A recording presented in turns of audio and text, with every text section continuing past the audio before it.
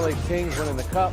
Oh, Bill. Some of us might have watched baseball games with Bill this week. What did you think? USC. The Arizona Diamondbacks. Can somebody say their name? The Arizona Diamondbacks. An 84-win team, as they keep telling us. Negative run differential, sweeping through Milwaukee and then LA, who they finished 16 games back of. It's the biggest win in this format's history. The 4 home runs the Arizona Diamondbacks hit in the third inning, blowing the roof off the already opened roof of Chase Field. Go crazy, Arizona. Baseball playoffs have gone crazy. As for the Dodgers, there's the what happened question. They started Lance Lynn, and he surrendered those 4 home runs in 1 inning.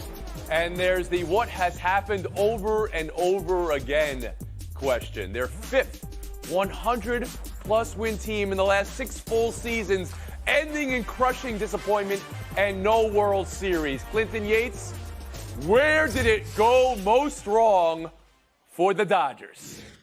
Okay, let's start this from the beginning with last night's game. Number 1, Lance Lynn, who probably shouldn't even have been on this postseason series roster, was only pushed in that position because of injuries. He gives up the most homers in the league. After he gives up 2, and a guy goes foul on the third, get him out of there. You cannot get to 3 and then 4. Number 1, that's an issue. Number 2, Mookie Betts and Freddie Freeman, a combined 1 for whatever in the entire series in which they didn't win a game, and the only hit was on Freddie Freeman sliding in the first base on the infield, nearly breaking his leg. But more largely, this season was shot when so many of the Dodgers pitching staff went down with injury. Dustin May, Julio Urias, Tony Gonsolin, they were operating with a skeleton crew from the pitching staff to begin with. So once you got to better competition in the playoffs, you knew they were going to be going up against it, potentially starting guys like rookie Bobby Miller in game 1 of this series. They had problems construction-wise from the jump. Did not help how they executed last night in the desert. Tim Kalishow, what went most wrong with these Dodgers? Well, excellent analysis from our man in L.A. I think he forgot one thing. Dave Roberts can't lift Lance Lynn until he looks at the Andrew Friedman playbook. It says, oh, here's where I take the pitcher out. Whoa, okay. Are you suggesting there is a poor maybe construction that's a factor. with this I'm just suggesting. Well, no, that's a real question with all the losses people here. Yes. of 100-win teams. Yeah. Yeah, there are some questions about that. But for me, the whole, and I know the pitching obviously was just a tremendous disaster, but Mookie Betts and Freddie Freeman are going to get MVP votes. They had fantastic seasons. They got 1 hit in 3 nights. They had some of the softest looking outs, and this is the 2nd year in a row for Mookie Betts to do this. Just not show up in the postseason, which he even said. Those 2 guys at the top of your lineup have to give you some kind of start to get things going. They did it all year, and they didn't show up against Arizona. Kevin, you heard from Tim and from Clinton. There's injuries to the pitching staff. And, of course, with Urias, there's the terrible alleged domestic violation again. And he's, of course, nowhere to be found, as he should be. So this team's failure, is it more about this season or what they failed to do over the last full seasons 6 times? And then, of course, the 1 year they won in the COVID season. Yeah, I mean, you look at it, and they've all of a sudden become the Atlanta Braves of the early 90s who have all this talent and only have 1 ring to show for it. But, you know, unlike the Braves, the Braves had great pitching that didn't necessarily nail it down for them. But I just can't overlook the disaster on the mound. Kershaw, Miller, and Lynn, 4 2/3 innings, 16 hits, 13 runs. They gave their team no chance. I mean, you don't have any offense necessarily that's going to catch up to that. And then you have a team that can just play loose and free and easy. You have pitchers who can pitch around Freeman and Betts. There's just absolutely no heat on those guys to have to do anything. Solar, your view of the Dodgers today. Yeah. I'd love to blame it on Bill Plaschke, but the team did have a $210 million payroll. Blame it on Bill Plaschke. That does not give you that does not give you insurance. When what happened, look at their pitching staff for a number of reasons. They didn't have their best guys out there. And it all starts with Kershaw. You know, you don't give them a chance in the first inning of game 1. You're getting blown out. So, yes, Freddie Freeman, Mookie Betts, they need to do better than 1 for 21. I understand that. But then you're relying on Lance Lynn on the road. Bob Costas mentioned about 10 times before the game even started. He gives up the most home runs in the league. And what does he do? 4 in that 1 inning, including the one that went foul. The very next pitch by Moreno, it goes out of the park. What a disaster. Clinton, you're in Los Angeles. Philosophically, is the franchise approaching this the best way? I don't believe so. What Tim is talking about regarding Friedman potentially being the guy that's the problem, I agree with a lot. You cannot keep putting together 100-win seasons. The Dodgers have never won a World Series when they won 100 games, by the way, and then not come up with World Series wins and tell me that everything is fine and the organization is okay. If your standard is championship or bust, it has been bust more often than not. Be real, Los Angeles, about who. As it is for every team. Our teams bust more frequently than they win championships. So much goes right in the regular season where players are on a second act, where they're solving guys who struggled elsewhere. To see it all dissipate like it did so quickly at the hands of the Arizona Diamondbacks. Say the name, National Paddle. Tim, give some credit to the winners here. They pulled an amazing rope-a-dope by basically not showing up the last week of the season and letting the Astros sweep. That sounds like someone else I know in Texas playoffs. there, Tim. Still made the playoffs. Another team in Texas had a rough last weekend. They've righted the ship just as Arizona has. Some really talented young hitters, an excellent bullpen, and they're just, once you're scoring those first inning and second inning runs, it does become rather easy just to put that team away. But what they're doing is incredible. Clinton Yates. Let's not bury the lead. Corbin Carroll is the rookie of the year in the NL and has turned that team into somewhat of a juggernaut with his energy in the outfield. Lovello probably deserves some more manager of the year votes than you think. They got a nice blend of veterans and young guys there. Frank, they were outscored this season for the entirety of the season, and now they've eliminated two teams via sweep in the playoffs. What is that? Yeah, and let's remember they trailed in both games to the Brewers, but they had a lead in all three games against the Dodgers. And against the Dodgers, they had lost 57 games over the last 5 years. They just got hot at the right time, and again, that Dodger pitching went in the toilet. We've been horned. We're going to move on now to tonight, because tonight is enormous. Atlanta season on the line. The best team in baseball all year, playing at the House of Horrors for them. The best home field advantage in the sport, Citizens Bank. The last three division series games there, Philly 27, Atlanta 6. And this series went to another level now that it's become the Attaboy series. The report that Arcia said, Attaboy to Harper while his celebrating teammates were in the clubhouse after Harper's blunder in Game 2. For that to turn into what we saw last night, the majesty of Harper's home runs and the stare down. Harper to Arcia at second base. Motivation is funny. Sometimes it's real. Sometimes it's exaggerated. Can an attaboy, not said directly to you, be escalatory and stare down worthy? Arcia has said Harper wasn't supposed to hear it. Atlanta players seem upset that this even got out. Travis d'Arnaud calling the clubhouse a sanctuary, saying they're upset with the media for that. Clinton Yates, what can you tell us you've heard about the attaboy?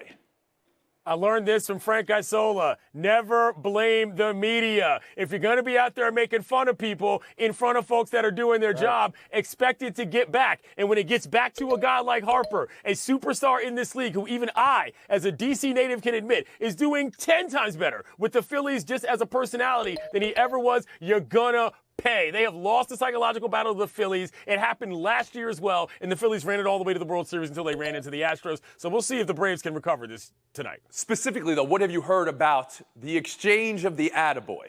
Was it whispered? Look, what happened was it said? Was it screamed? It was said in the clubhouse media situation in which people were in the room and everybody could hear it. If every single interaction that we have as media members has to be, is this on the record? Is this off the record? Is this off the record? Is this on the record? Then we would never be able to do our jobs. It's called clubhouse availability for a reason. You walk in, you're on the record. That's it. That's Frank Isola. You know, we've written poems about Michael Jordan taking slights or perceived slights and making his opponent look bad. So I don't blame Bryce Harper for anything that he did. But the Atlanta Braves to sit there after the way that they played yesterday and got absolutely destroyed, and talk about the sanctuary of our locker room. Once the media is allowed in and you have a player bellowing, as it was described, attaboy Harper, attaboy, that is 100% fair game. In fact, if you don't write that, I would have a problem with you as an editor. Tonight is enormous, Kevin. Game 4. I told you the stats of what Philly does in their home ballpark. Can Atlanta come back from what has been a huge letdown in this series? You know what? I think they can. And let's not forget, this is a soul snatcher of a series, because I thought a soul was snatched in Game 2 in inning 8 and inning 9. Yeah. And now here we are to see it flip. But you know what? They have the perfect antidote for this. They got the strikeout king on the mound tonight, a guy who is 6-1 in his last 7 starts, a guy who can get it done with strikeouts against a team that was 8th most in strikeouts in the league this year. So Strider is the perfect person to flip the script right now and change this series once Tim again. Kalishan tonight. The only thing as to what KB said is they've had a number of games where they had the superior pitcher and all kinds of reasons. Game 1. They should have won games in Philadelphia last year and this year, and they haven't been able to do it. And I don't think they're going to do it tonight either. I don't know how a team in their own division gets in their head as much as they do. They play there all the time. They used to play them 19 times a year. Now it's 13, but they are in their head. And I think Clinton, would you agree Philly is in Atlanta's head? Would you agree Citizens Bank is a house of horrors for Atlanta and they don't get out tonight? It's easily the best home field advantage in the bigs at this point for teams left in the playoffs. Strider over the past couple of years has moved away from his fastball up to more sliders. Trust your stuff, buddy. That's how you're going to beat this team. I think the Braves probably can win tonight, but the Phillies definitely take this. And Frank Isola. Most home runs in baseball since August 1st. The Phillies playing in that building tonight. Atlanta, good luck. Horn, we're taking a break. Buy or sell next on the other side. Texas forever, Astros and Rangers coming up, and the Las Vegas Aces near perfect last night. Got to talk about that next. The Super Team Finals.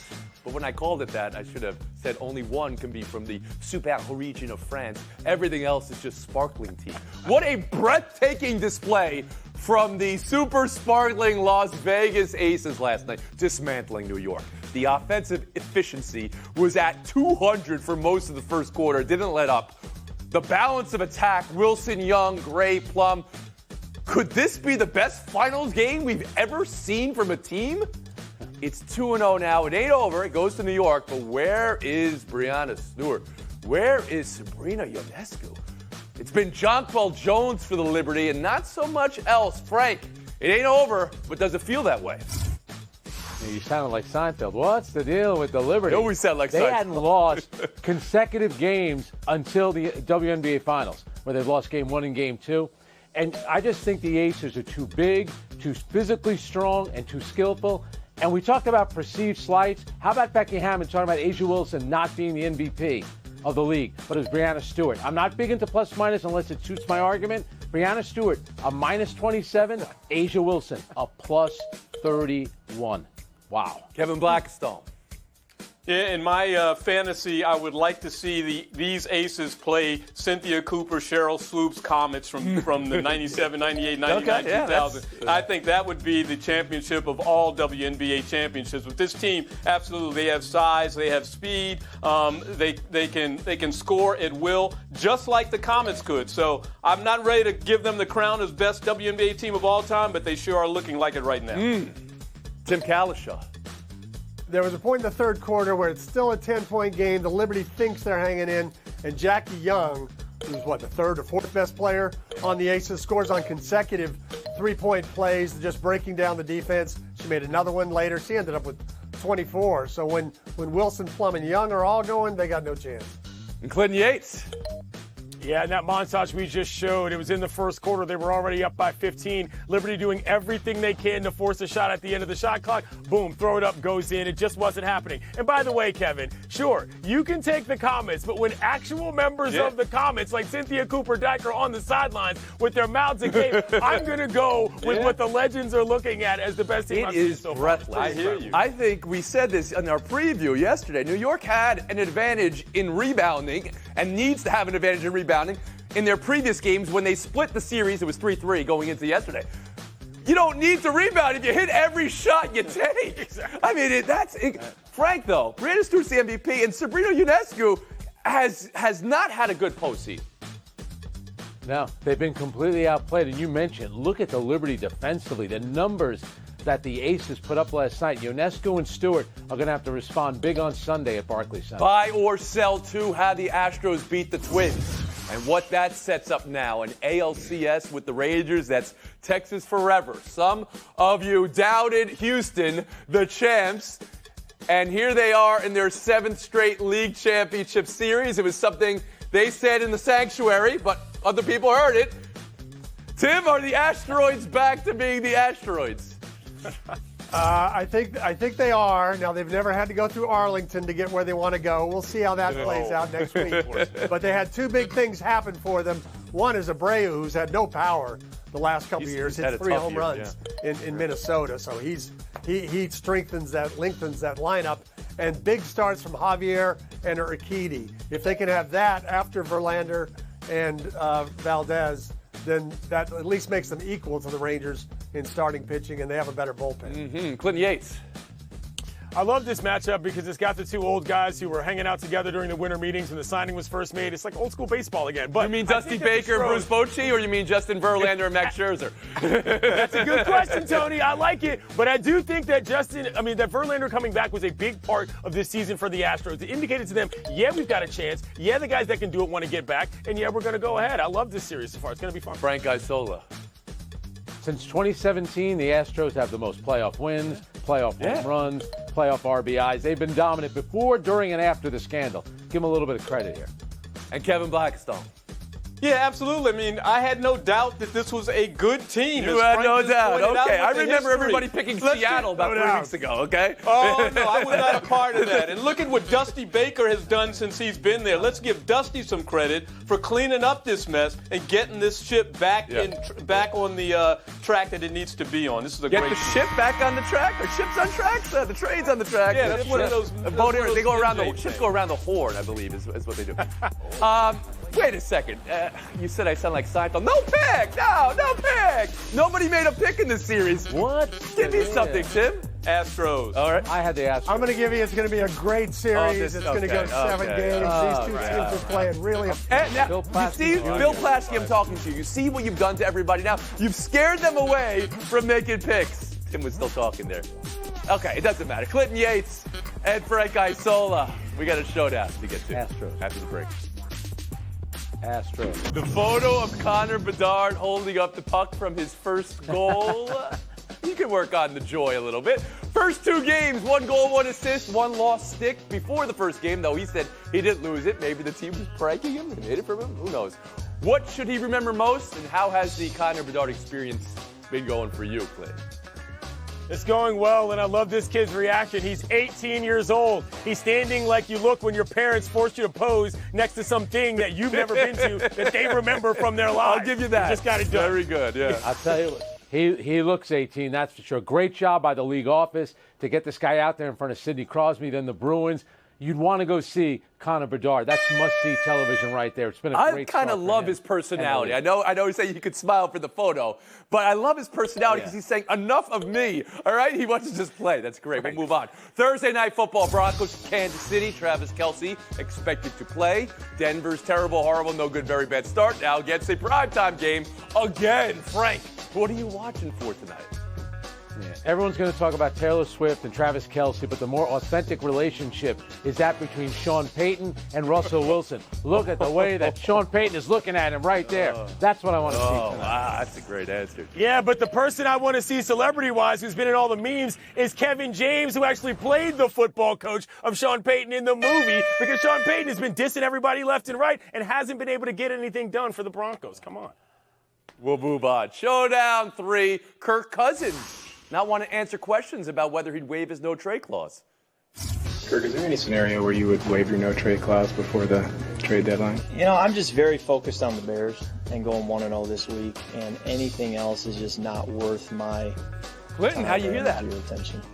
Just like everything else I've heard from Kirk Cousins in his career outside of one outburst for Washington, even-keeled, get the money, play the game, be mediocre, and that's what he's going to stick with. That's who Kirk Cousins is. I'm not mad at him. Frank Isola? If you're Kirk Cousins, you're not going to sit there and start saying, yeah, I'd love to be traded. What would you be telling the rest of the locker room? The smart thing for him and for the Vikings at this point is to trade him, obviously. All right, where's he going, Frank? You like that? Where's he going, Frank? Where's he? Jay, I knew you were going to say that. I knew you were going to do that. Clinton Yates, you just walked into a win. This week, Reebok named Shaquille O'Neal as their president of basketball, and he did one thing which was fantastic. He came right out and he named Allen Iverson as the VP. And he said, I don't want to get this wrong. AI is a founding father of Reebok basketball and has left a lasting impact on the game and its surrounding culture. I had 3 pairs of the Answers in high school. We'll never forget that commercial with Jadakiss. AI being back in the fold for a brother like me who grew up loving basketball in the 90s. We love to see this, man. Good job, Shaq, and glad that Bubba Chuck's back in the fold. So you said you had 3 pairs of the Answers? Yeah. You ever have any of the Shaqs? No, not for me. Norm, the Shaqs and the Ewings. It's just like Ski boots. Run a 23.5 hour break.